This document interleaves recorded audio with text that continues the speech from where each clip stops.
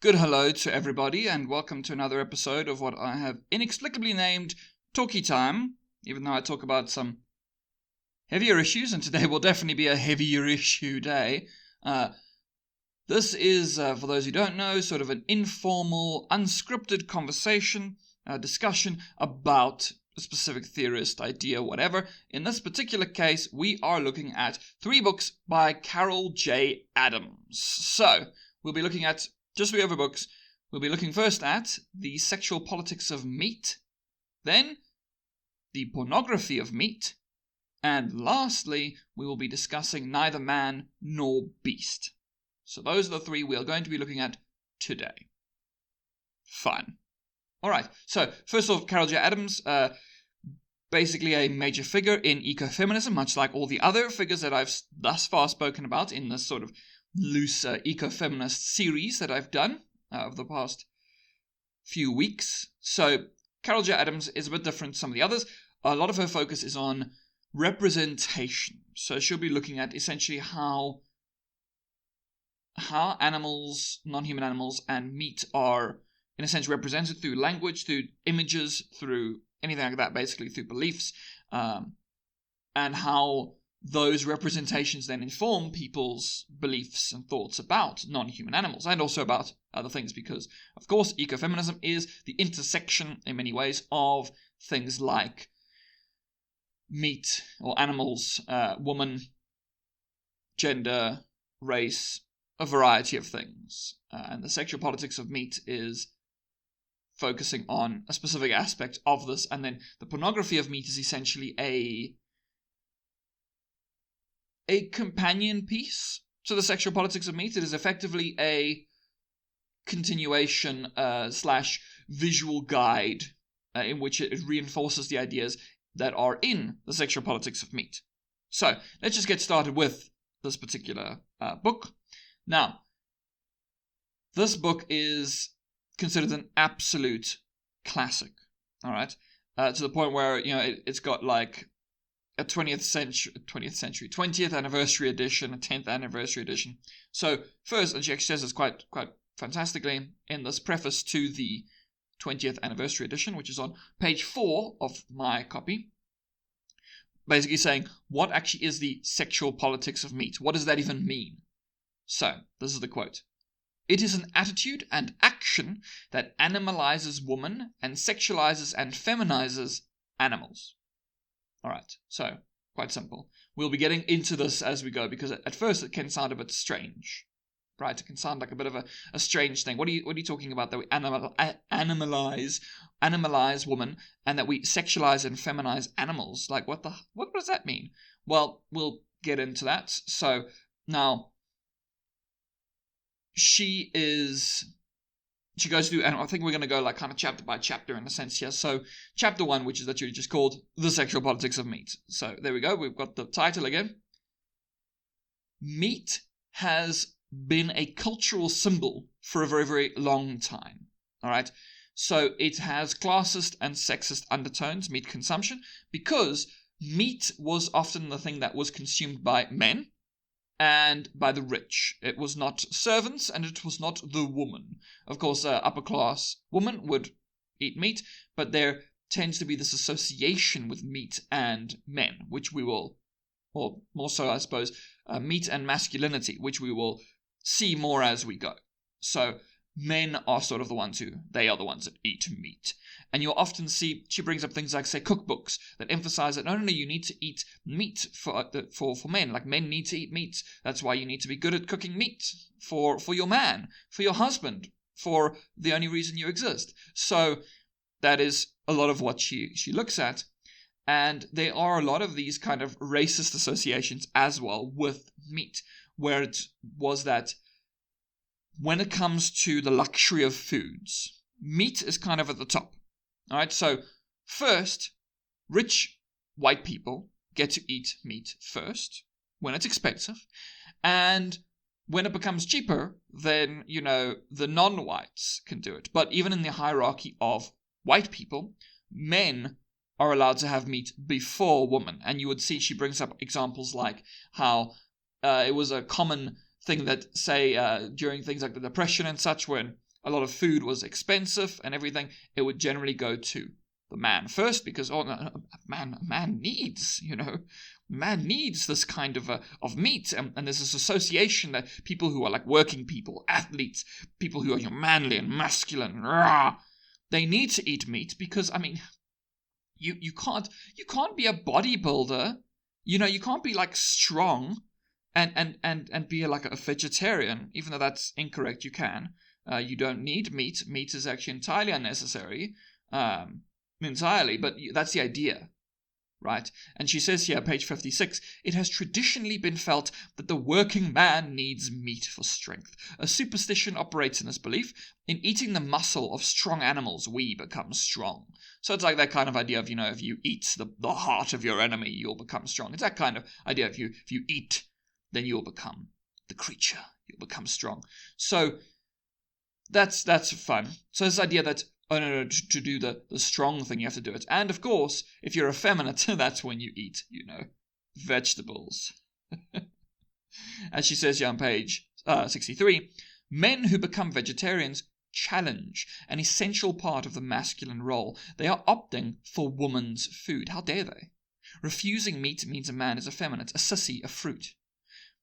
And furthermore on the same page, but it's separate from this, men who choose not to eat meat repudiate one of their masculine privileges.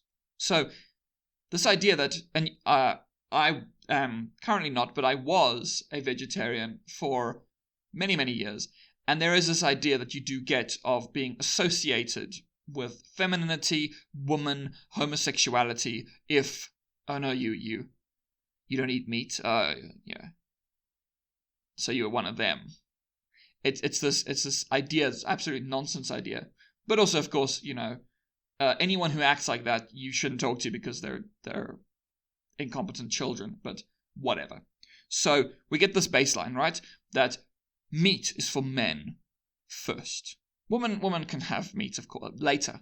They can have it. Men are the most important ones. They need to eat, right? Men need to eat more than women, and they need to have more food of substance. Because, I mean, how are you going to feed the tribe if you don't? Anyway, moving on to chapter 2. The rape of animals, the butchering of women. Now, this is where she introduces a central concept called the absent referent.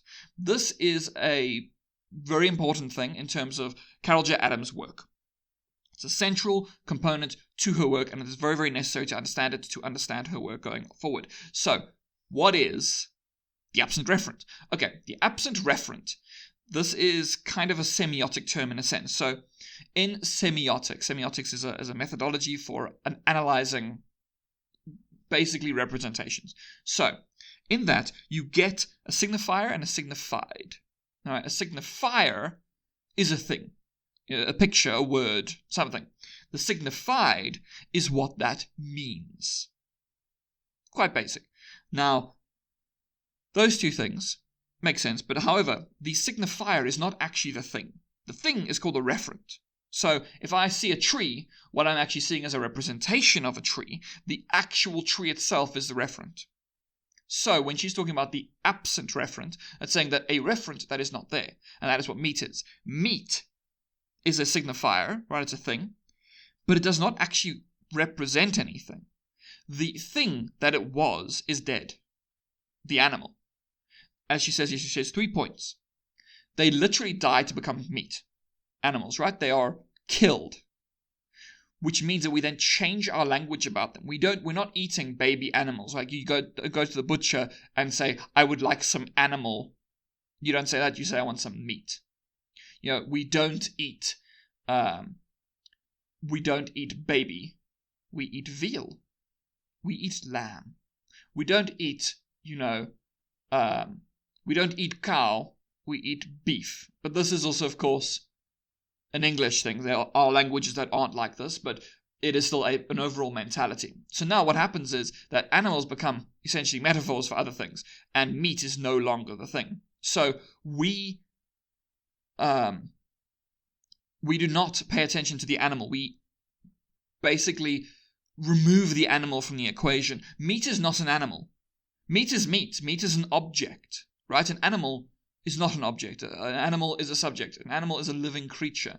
But when we cut it into pieces, and actually a concept of dismemberment is a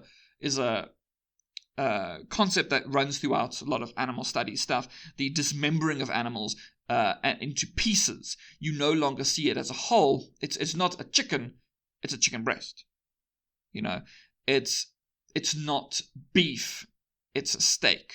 It's like a rump steak. You know, we're cordoning off pieces of them, breaking them into pieces, and then turning those pieces into objects, which once upon a time, all of those objects together formed a living whole, but we don't care about that. Now, she talks about here this idea that we should not use certain words to describe certain things. The word rape is generally a very, very strong term that is about the oppression of women. Men do get raped. It does happen. But women are the ones who are predominantly, right? So she says you shouldn't use the term rape of animals when we're talking about, killing animals and what have you. We shouldn't use that term because we like to use that word when we want to be, shocked, Someone like Trump will say that about like immigrants. He'll be like, oh no, they're raping our country. Like that is an awful metaphor to use because it is something very, very real that happens to a lot of women. You shouldn't do that. But this is also where she then says some things they shouldn't cross over, right? You shouldn't use the term rape to describe like non-rape. Much like how she says you shouldn't use the term Holocaust for anything other than the genocide of European Jews in World War II and before World War II. Which, of course, a lot of animal studies people do compare our treatment of animals to the Holocaust, which is not entirely unfounded, but you can understand how that could be considered offensive. But she then says here, this is the same thing with the word butchering. We should not use butchering to describe the way humans are treated. We shouldn't use that term because butchering is a very, very specific thing that happens to animals. You should not basically use that. All right. So, cool. That's some language stuff that we need to look at. So, some general ideas here. It's about objectification and fragmentation and then consumption. Right? So we objectify the thing. The animal is no longer a subject. It is an object. It is a thing. We then dismember it. We fragment it into pieces that are then nicely packaged and what have you and consumed. You do not see it as an animal. You just see it as it's meat. It's just a food. We are basically so desensitized to it and we have a cognitive dissonance that you cannot see that the thing you are eating was alive. Now, of course, this is something that in certain cultures, this is not so much the case. So say, for instance, something like hunting. Hunting, the animal is very much present. You killing the animal, you know that you're doing it. But for the vast majority of people, you just go to the shop and you don't buy something with a face.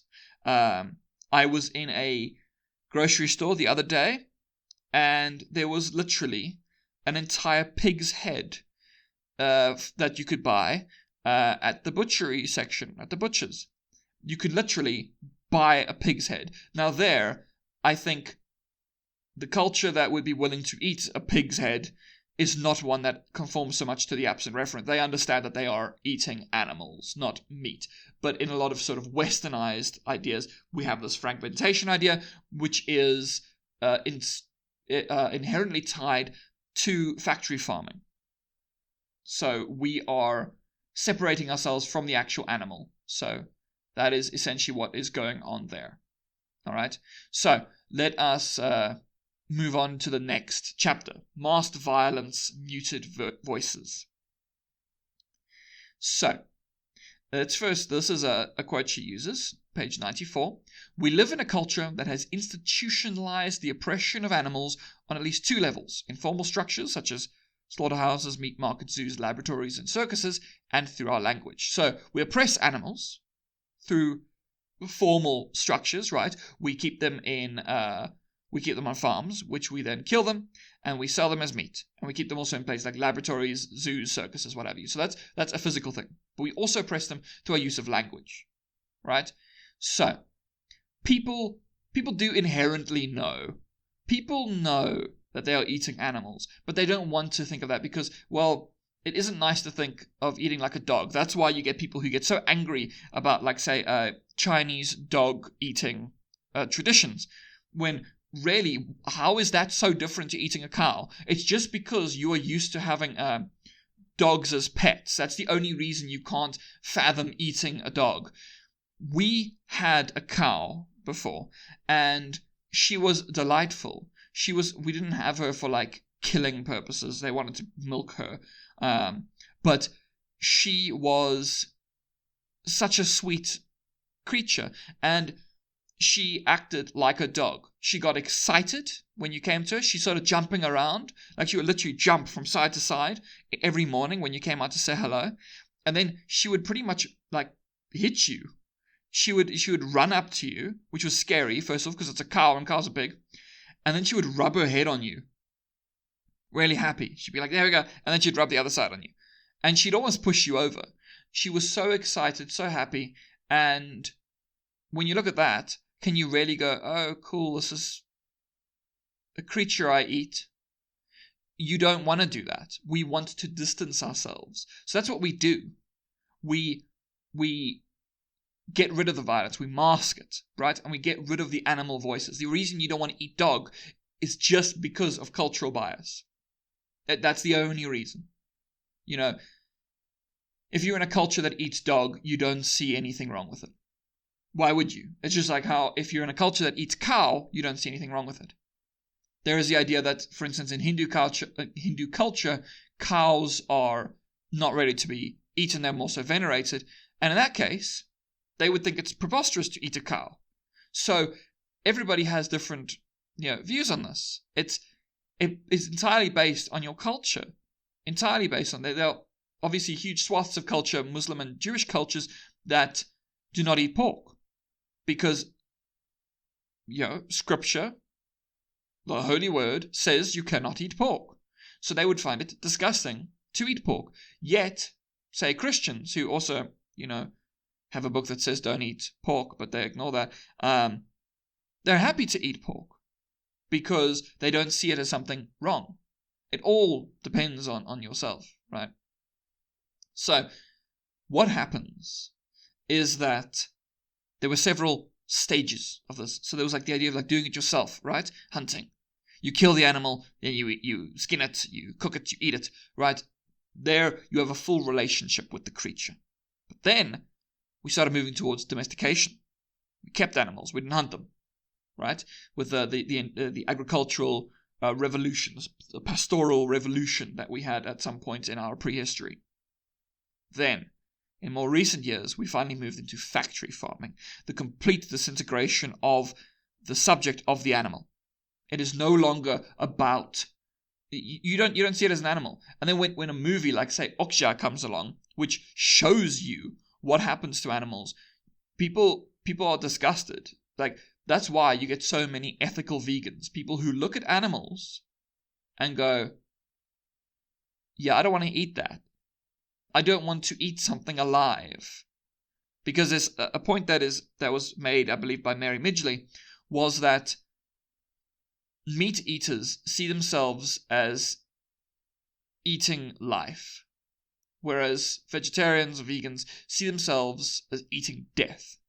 So it's a different mentality, essentially. So anyway, let's move on to that next chapter, the Word made flesh. So this is pretty much about how meat becomes part of like a narrative, right? You're supposed to eat meat. It's part of your culture to eat meat. It's good to eat meat. It's great. Meat eating is good for you.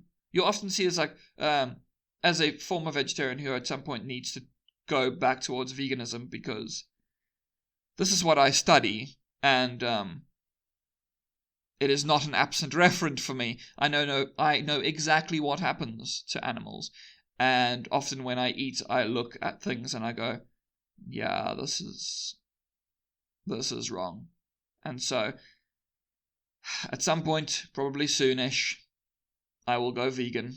But at the moment, I'm not, because of cost. Yeah, anyway, that isn't... that could actually be an interesting discussion, because there's this...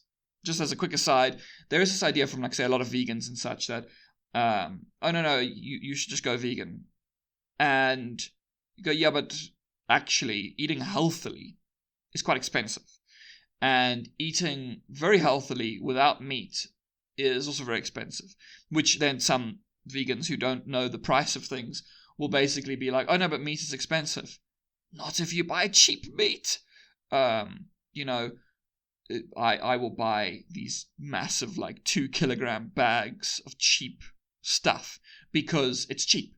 It is cheaper than just eating grains, and also healthier. So that is like a thing that I think more vegans should actually take into account, the fact that being vegan isn't actually that easy when you live in a very heavily meat-oriented culture. Also, of course, the place where I live, like, vegetarian options are extremely limited. So that is something that should be understood by people. It's easy if you live in, say, a first world country to pretend as if it's extremely easy to be vegan, but it really depends on the country you're in, depends on the area in the country you're in, and it depends on your socioeconomic class. How much money do you have? So that is something to keep in mind for people who are like that. But ethical veganism is essentially the correct way. We should all be moving towards veganism because it is wrong to eat animals. But anyway, meat eaters try to create this narrative that we should be eating meat. And yeah, as I was saying, as a former vegetarian, you would often get this. Oh, no, but you have to eat meat. Why? Well, protein. There's protein in soy and lentils. No, but there's special protein in meat. I don't think that's true. No, it is. There's special protein in meat.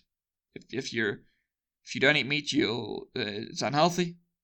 That's strange. I know a lot of, like, vegans and vegetarians who are very healthy. Anyway, they don't usually know how to respond to such things, but that's the kind of thing. There's this idea that, oh no, you're supposed to eat meat. And vegetarians essentially screw with this. They make you feel bad. They go, yeah, well, you should feel bad. It's the same with feminism, which she mentions. Feminism and vegetarians basically screw with the narrative.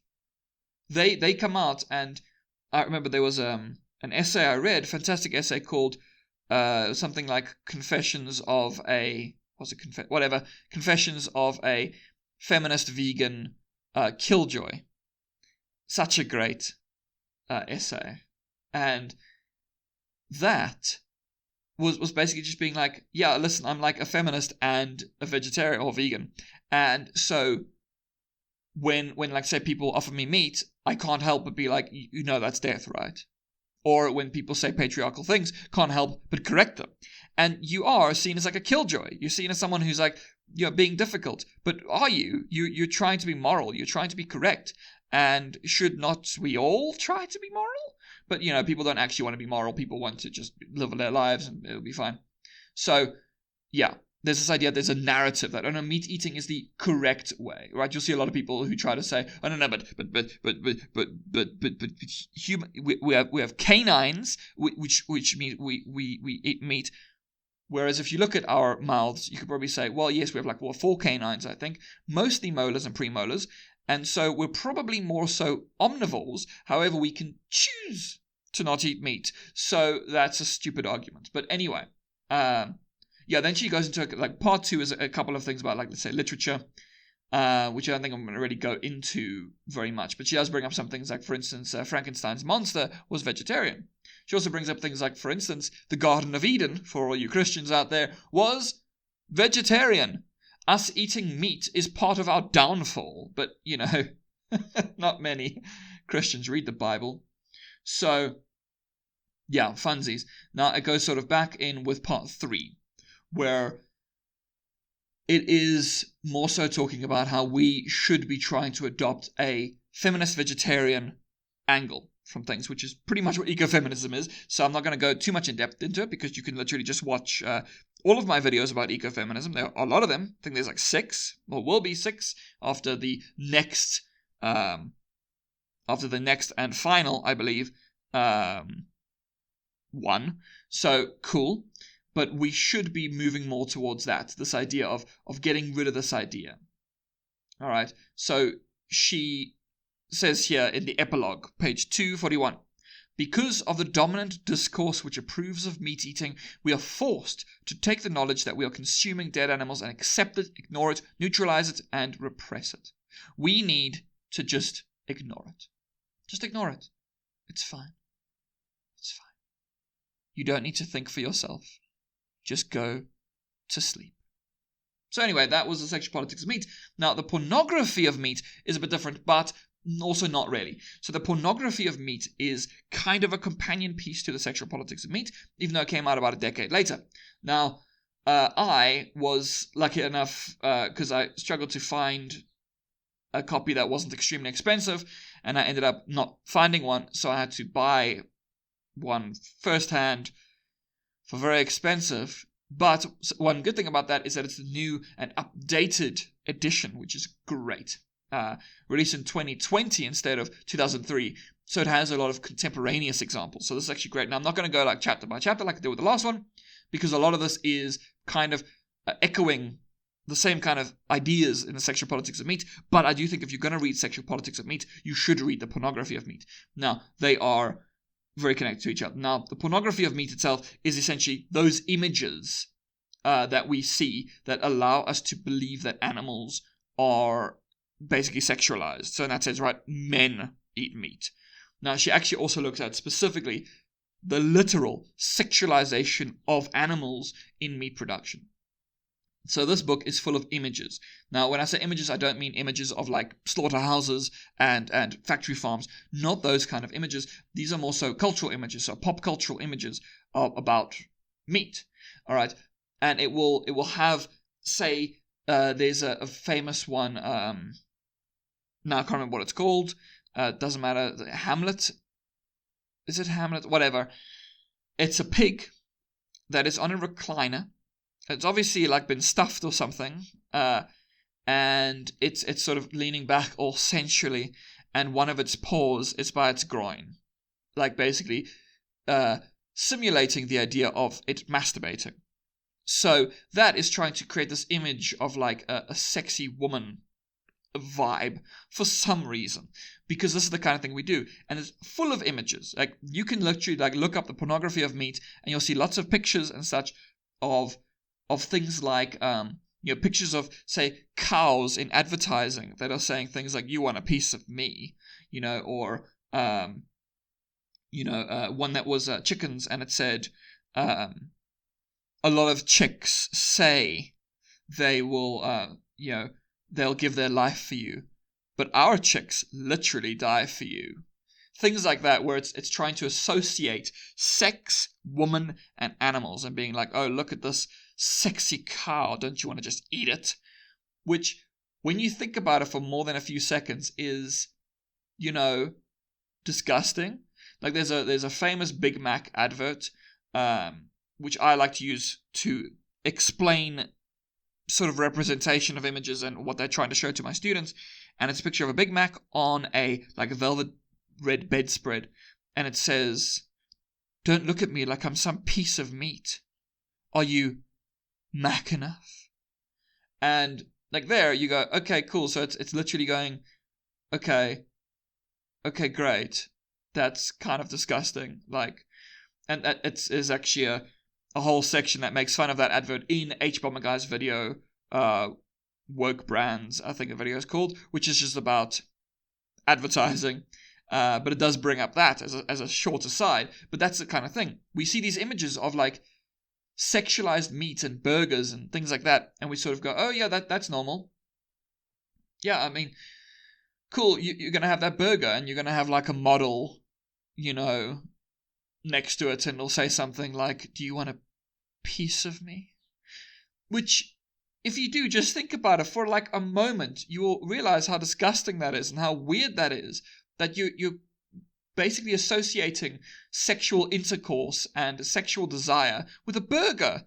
That is weird, but that's like, you know, a thing that we just do in advertising. We're like, oh no, yeah, no, of course. I mean, why else would men buy a burger if they couldn't have sex with it? I don't know what the idea is, but, you know, it's manly to want meat. It's all sexy. And she has all sorts of, you know, sections here about things about, like, you know, how real men eat meat, right? And if you want to man up and restore your masculinity, you need to eat a dead animal. You need to, because if you're eating all these, you know, non-meat things, then you're just a sissy. That's the kind of, you know, nonsense idea that they have. And she brings up this fantastic art exhibit, I suppose, that David Lynch did for whatever reason. And it was some kind of art competition thing where everybody had to make a cow. So, you know, like just cows decorated in whatever way. And David Lynch was like, okay, cool, I'm gonna do a cow. The cow didn't have a head, and it had like its middle section was like removed and cut open, and there was blood everywhere, and it had knives everywhere in it. I don't think it was like a stuffed cow or anything. I just think it was just a model, but it had like knives all over it, and written on it was "Eat my fear." And people didn't like it because, unlike all the other ones, we go, "Oh look, it's a cow. Oh, it's been decorated all pink," and they go, "Oh God, this one has knives in it, and it says eat my fear, and it doesn't have a head, and this is clearly a critique of meat-eating culture. I don't like this. I eat meat. I don't want to see this." It's also why a lot of people have a very visceral reaction to PETA, who, let's immediately say, PETA are not great. PETA do a lot of really bad things. I don't believe in conspiracy theories, but if there's one conspiracy theory which I genuinely think is a possibility, because I think we all have a bit of a conspiratorial streak in us somewhere. You're like, there are parts of you that think it must be connected. And I do think that PETA, and this, as I said, conspiracy theory, probably not real, but it's the thought that doesn't escape my head. PETA is funded by the meat industry to make animal activists look bad. But, you know, that's PETA.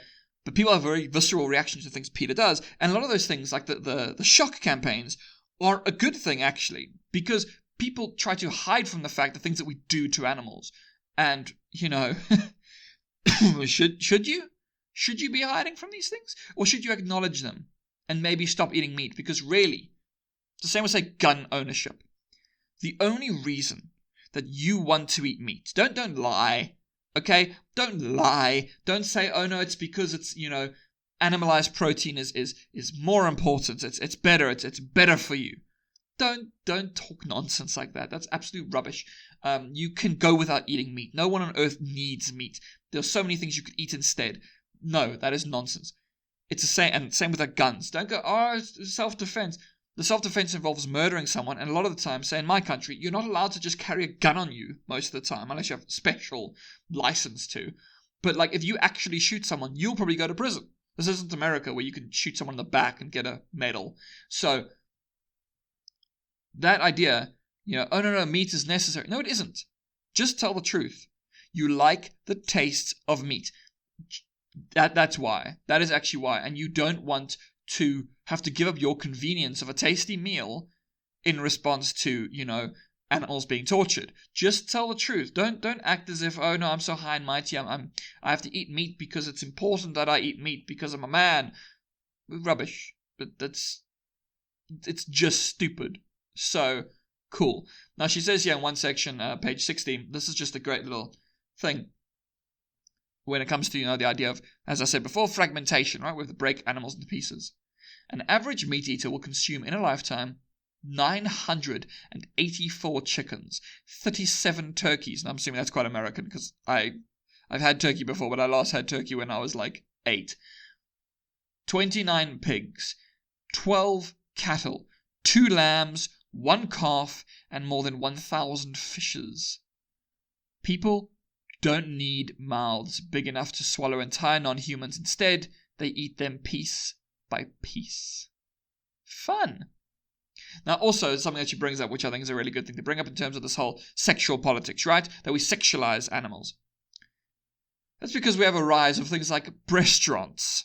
right? Things like Hooters, which I don't have in my country, but it's, you'll see a lot of these places where it'll be like, oh no, we have like sexy topless ladies walking around, and you can have a nice rack of ribs or a chicken breast to go with our breasts.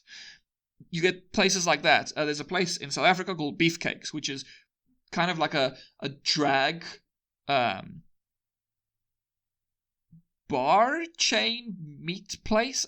You get burgers there. You can get burgers, and like there's a bar, and they do drag shows a lot of the time. But one of the things is that all of the waiters, waiters and bartenders and stuff, are all sexy men who will go around shirtless, and you can do things like body shots with them. And so, of course, beefcakes, right? Because you could buy a burger, and also beefcakes because there's sexy men who you can lick if you pay enough money. That is immediately associating meat with sex. So we're doing it everywhere. It's ridiculous. Then there's this idea that animals want to be eaten. I've heard this so many times. People being like, I don't know, but like if animals weren't eaten, what would they do? I don't know, live their lives, but there's this idea, oh no, animals want to be eaten. And you see a lot of things in advertising where we, of course, animals looking sexy and going, I'll give you a piece. Which is gross, but that is what we do because we're weird creeps. Anyway, but this is the kind of things that we do, and this is what this book goes into. A lot of these ideas of the way we look at animals, right? And the idea, they want to have, they want to have their deaths. We want to be nice and strong because we need the protein from animals, and then she talks about like a lot of the actual bad things that we do to animals in here. But a lot of this is essentially, it is, I suppose, repetitious, but it is a long series of examples. That is what this book is. It's basically examples all the way through, which is good because it's essentially the proof for the sexual politics of meat. It is the explicitly saying, here we go. Right? Here we go. So that is pretty much what this book is about. But I think we can end off there and move to the last book, Neither Man Nor Beast, Feminism and the Defense of Animals. Now this is more so looking at the actual intersection of gender and animals in animal studies. So a lot of this is stuff that would have come up in the other ecofeminist videos. So nothing much new necessarily to learn there, which is good. But this one talks about a couple of things. So let's just say here. Let's just start off with a quote. Okay, this is on page 4. Vegetarians and corpse eaters approach the same phenomenon, the consumption of dead animals, and come to opposite opinions. Is it meat or a corpse? Life or death? Humane slaughter or murder? Delicious or repulsive? Nutritious or fat-laden? Departure from tradition or return to tradition? Corpse eaters see vegetarianism as a fad. Vegetarians see eating animals as a larger fad. Corpse eaters are to vegetarians. I made a mistake here. Corpse eaters see vegetarians as Puritans, legislating others' enjoyments. Vegetarians are corpse eaters as resisting. See animal eat. What did I? Yeah, anyway, vegetarians see animal eaters as resisting awareness, indulging in fantasy about where flesh comes from. Corpse eaters generally accept the cultural construction of the farm as benign, friendly, and family-based. Vegetarians see an alternative view. Industry-owned, cruel, and factory-like. So, this then goes into, obviously, meat-eating and people, and there's the continuity of this idea of the sort of the human male who wants to continue to use animals, eat animals. So she's talking about eating animals, and she's talking about experimentation, the things that we do to animals, right? We need to make sure that animals cannot be, animals, we can't see them as living creatures, because if we do, we can't eat them. We also can't experiment on them. It becomes really difficult to do things if we see them as living, thinking, feeling creatures. We can't do that for our society to function the way it currently functions. We need to move away from that. Now, in this book, she also talks about things like we need to have, in sort of the animal welfare group, we need to try to gain solidarity with each other, because animals are used in language to basically animalize and demean women and non-white people. Women, right? They are bitches. They are dogs, etc. Non-white people, they're monkeys, right? We use the terms of animals to say, oh no, those other things, those humans, women and non-whites, they are below us. They are less than us because they are more like animals. But of course, the reality of the situation is that we are all actually animals, and we should get over ourselves. But that is what this is about, being like, I don't know, certain people are lessened because of animals. We're saying non-white people, women, etc. They are less than us. They are savage. They are stupider. They are more emotional. They act like animals. They act on instinct. They're not logical like men, like white men. The best there is, white males. But of course, we have it. We have it so hard now. The women have the vote. But that is what she's talking about here, saying, listen, that's the connection, which also has come up in other ecofeminist things. That's why I don't want to spend too much time on this book, because this book is more, straight up ecofeminist kind of stuff, unlike the other two, which were much more about language and representation. So, yeah, she talks about, I think a lot of this stuff has actually come up in other videos, so I don't really talk about this. Okay, this is actually a good one. The idea of the feminist traffic in animals, where a lot of, so she and other ecofeminists see vegetarianism and feminism as being inherently linked to each other. They have to be linked to each other.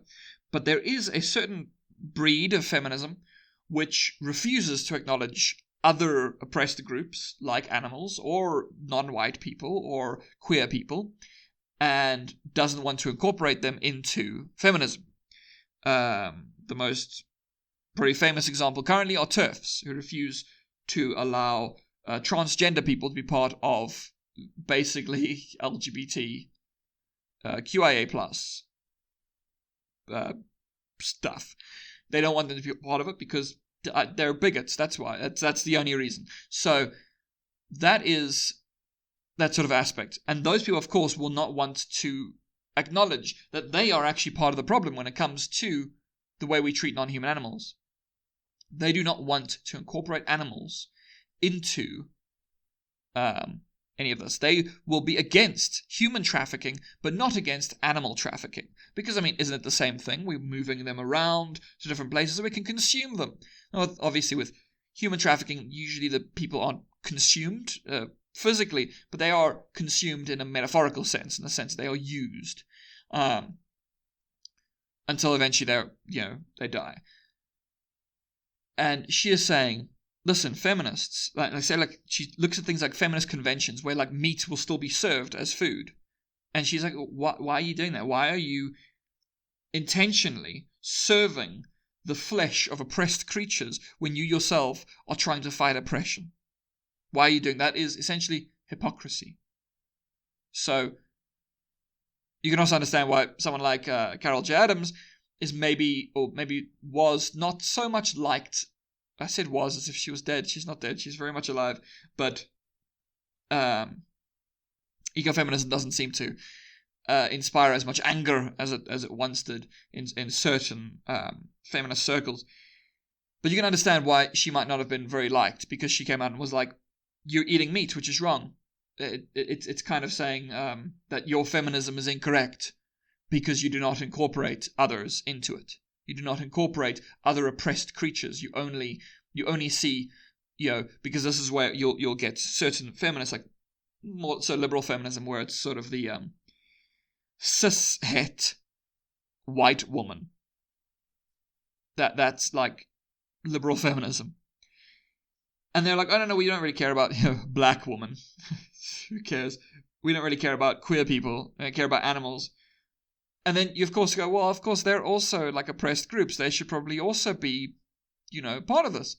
But that is what ecofeminism ultimately is trying to do. In many ways, it's trying to incorporate all of them into one overarching theory, which is also why some people criticize it, because you could say ecofeminism is about everything, which means you could say it's about nothing. But I suppose that is a genuine criticism, but one that is one I disagree with. But anyway, but yes. So I think we're gonna kind of end here, because I think a lot of the rest of this book is stuff that does essentially come up in other ecofeminist stuff, which I would have spoken about before. So that is good. But yes. So I think that was Carol J. Adams. And Carol J. Adams is pretty much my favorite. I think probably my favorite theorist in general. I love her, and I love Roland Barthes. Those are like my two favorite. That's like my two favorite academics. Although she doesn't, I don't think she really considers herself an academic, because she's not part of any institution, I believe. She's more so an independent scholar, I think. Don't quote me on that. But yeah. She also writes her stuff in a much more accessible sense in many ways. The Sexual Politics of Meat, Pornography of Meat, and Neither Man Nor Beast are written in quite accessible language. So I would actually recommend reading at least definitely the first two. Neither Man Nor Beast, many ecofeminist books you could read. But I think her major contribution was The Sexual Politics of Meat and The Pornography of Meat. And so I would recommend reading those if this is something that interested you. And also they're not very difficult to read. So, and you don't need to have a comprehensive understanding of things. You just need to understand that we are terrible to animals. It will guide you through the rest. So it's not difficult to read. It's really great. And yes, that's pretty much it. So I think we'll end here. And I hope that you have a great day, week, month ahead. And if you're interested in the kind of things that I do, you can check out you can check the description, which will kind of tell you everything that is happening. There is one more ecofeminist, I believe, that will be coming in 2 weeks. And then the little ecofeminist sort of series is done, and we're moving into something else, which is also related in a sense, but not entirely. So, yeah. That should be super fun. I know I'm great at teasing out boring, dry academic discussions. I know, it's a talent of mine. Anyway, I will say goodbye there, and I hope that, as I said, great time ahead. Ta-ta!